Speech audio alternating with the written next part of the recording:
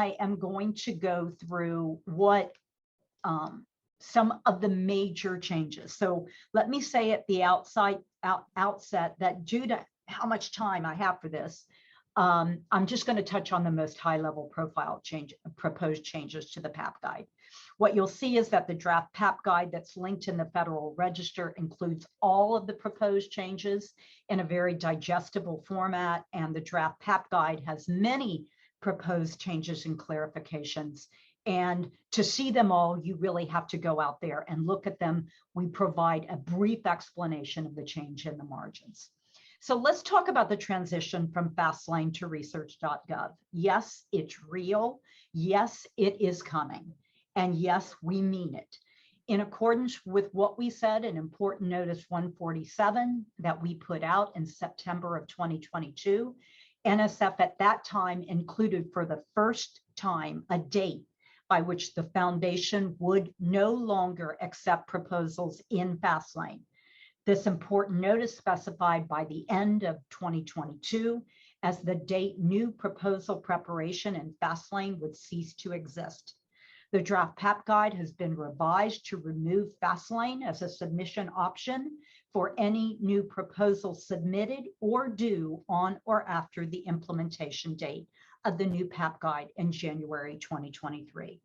It's really important to emphasize that active proposals originally submitted in FastLane prior to this implementation date will continue to be available to the proposer for use in proposal file updates and budget revisions for a limited period. But all new proposals after this implementation date will be required to be submitted in Research.gov in January 2023. And I'm going to talk about RGov in more detail in a few later slides. We also are adding a new type of funding opportunity to the mix with NSF's use of the Broad Agency Announcement, or BAA. These BAAs are currently used by other agencies to solicit research proposals. The term BAA refers to a solicitation method that is used by NSF for basic and applied research, scientific study, and experimentation. And unless otherwise specified, NSF can choose to fund proposals submitted in response to a BAA as grant, as a cooperative agreement, as a contract, or as another arrangement. BAAs are broad in their subject matter and focus on advancing science rather than acquiring specific products. There's more information in the Federal Acquisition Regulation, Part 35016 on this, as it is a FAR-based mechanism. We've also rolled out a new vehicle for submission of a proposal in response to a BAA, something called the BAA Management System, or BAM. The reason for use of this new system, and we did get a lot of feedback and questions on that, the reason for use of this new BAA and the BAM system is to permit greater engagement with entities that are not typically used to engaging NSF, such as for-profit organizations, state governments, local governments, and tribal governments. Some NSF proposal types, I'm going to move on now to concept outlines. Some NSF proposal types, such as your planning, your rapid, your eager, and your raise funding types, require the prospective PI to contact their program officer prior to submitting the proposal. And in addition, some specific funding opportunities may require submission of a concept outline prior to submission of a full proposal. Well, what is this concept outline? The concept outline is a concise summary of a project idea that contains information about the prospective PIs, potentially germane NSF organizational units, project title, keywords, and a brief narrative that describes the idea and fit to any specific criteria required for the proposal type or funding opportunity. These are not letters of intent, and these are not preliminary proposals. The primary purposes of requiring concept outlines are to ensure that the concept that you're that the prospective PI is proposing is appropriate for either the proposal type or funding opportunity. And that helps to reduce the administrative burden associated with submission of a full proposal. So concept outlines are considered by the cognizant NSF program officers to determine the appropriateness of the work to the proposal type or funding opportunity.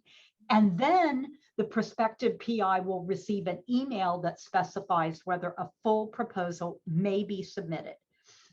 Full proposals submitted without the requisite program officer concurrence email that require these concept outlines. If you don't have that email, they will be returned without review or not accepted.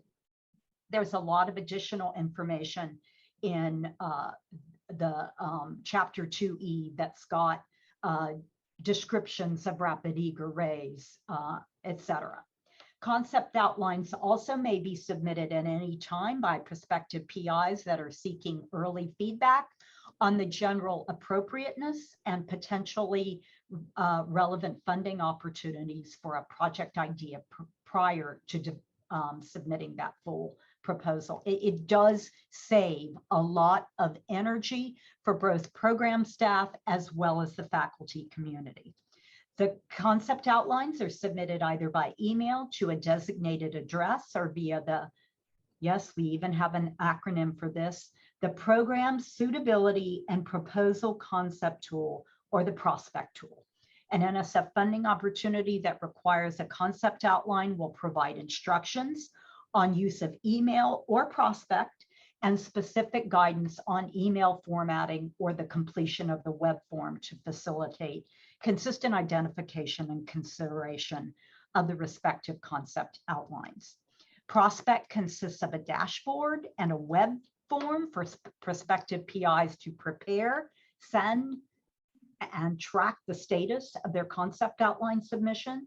The prospect web form uses drop-down selections, validations, and text entry fields with character count limits that ensure users have provided the minimal complete information and met the consistent formatting requirements based on the selected proposal type prior to submitting the concept outline.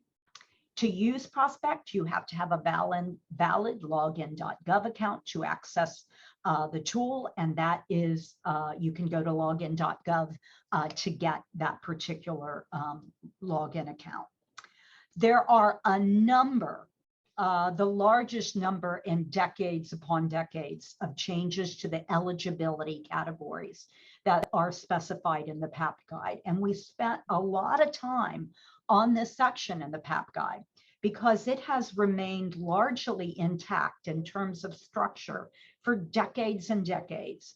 And given how absolutely critical eligibility is to the proposal and award process, we plan to make modifications by breaking it into 3 categories.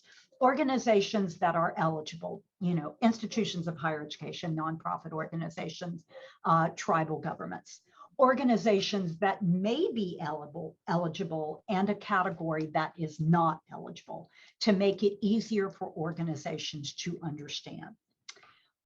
In more specificity, the for-profit organization section, we revised it to highlight the new types of partnerships that such entities may engage in, and that such organizations may be eligible for in terms of proposal submission. This is vitally important to our new TIP Directorate, Technology, Innovation, and Partnership Directorate, because we will be engaging many types of organizations that the foundation, frankly, previously hasn't done a lot of business with. The state and local government section was revised to permit submission of proposals when programmatically necessary and when specified in a solicitation or a broad agency announcement. We have added an entirely new section about tribal governments. So I'm not talking about teacups, which is tribal colleges and universities. These are the actual tribal governments, and we do specify for the first time that they are eligible to submit proposals to NSF. And we also have clarified unaffiliated individuals. Unaffiliated individuals fall into that category of individuals that are not eligible to submit a proposal to NSF. We have not changed that. What we have done is made a clarification to this section to state that proposers submitting to postdoctoral fellowship programs are not considered unaffiliated. And then finally, on this slide, a new requirement has been added to the special information and supplementary documentation section of the PAP guide to address submission of a plan for safe and inclusive field vessel aircraft research, or PSI-FVIR, or PSI for short. I can tell you that literally it took several months to come up with that title alone. So we're just calling it PSI for short. But its importance is critical because given that field research is a necessary component of many STEM fields, such field work may present unique challenges that can increase the likelihood of harassment, including but not limited to challenging physical conditions, social isolation, and limited communication methods.